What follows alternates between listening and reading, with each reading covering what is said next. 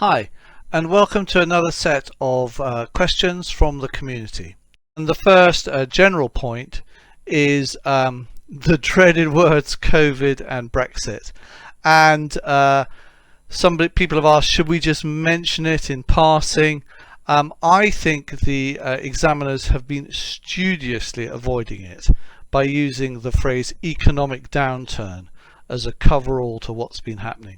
They're not interested in the specifics of COVID. I definitely wouldn't mention that at all. Part of the economic downturn, you could, I think, once talk about delays in supply, if it's relevant to an international supply chain. Within the UK, it is a factor that is slowing down supplies. But look for a hint in the exam as to how the examiner wants you to cover it. I wouldn't use either of these terms specifically. Some of you have noticed that in the illustrative answer I've now got a little section, just a one sentence that says this is a report for internal use. Somebody raised it with me. I thought it was a good point. The previous exam that was an internal report goes all the way back to 2011. It was an exam called 4D, and in that we just went straight into the executive summary with no introduction. So I think you can do either. You can just have it go straight into the executive summary, or just have that little one sentence. People have asked about what happens if you make a point in one section of your report, say requirement 2, for which there is credit in another section of the report, requirement 1. Does it get credit? And the answer is no. Each section is marked individually, but within the section you can make the point anywhere in your answer, and I'll pick that up somewhere else, I think, in this question and answer session. So it's an open mark plan within each section of the report. And the only bit, of course, that isn't open is conclusions, which has to be under a heading. Next question is the structure of the R1 CR1. I don't know if the examiner asks for divisional and sales channel revenue discussion, how he's going to structure the key. So for safety, you might want to cover all of those and just add an extra conclusion. I know this is a bit left field, but I don't know. And there are a couple of other questions as to what is this going to be in the key? And the answer is I don't know. I'm not an examiner, so I don't know. But all we can do is hedge our bets. Just be careful, of course, that you don't hedge them so far that you write about everything possible.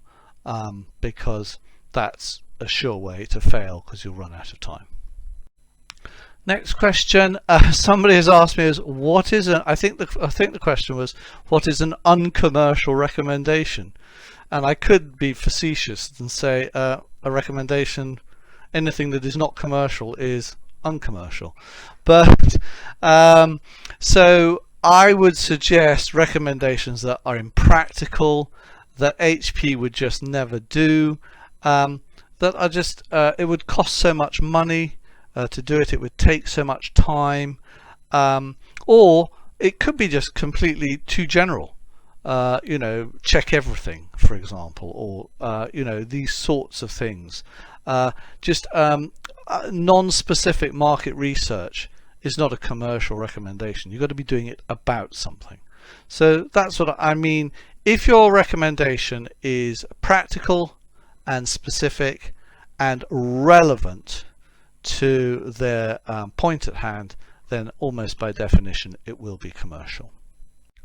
Moving on now to the executive summary, and the only point I've got here actually is something that was raised in the marking, which is the report structure. A number of you in mock exam 2 and more of you in mock exam 3, and you will have got feedback on this, are doing executive summary, appendix, report, conclusions, recommendations, executive summary for requirement 2, etc., etc., etc. That's not acceptable. I know there is an issue with copy and paste and the slowness of the software, and we will think about the best way to do that in the live exam. Just give some thought to it. But I would be very concerned that if you do that ES report, ES report, ES report structure, you might end up getting practically nothing, because that's not a professional report. That's not how it's done. I know in my days as an examiner, somebody put their executive summary at the end of their report because they did it last. No marks. Wrong place. That's not where an executive summary goes. It goes as a complete document, all three requirements at the front of your report.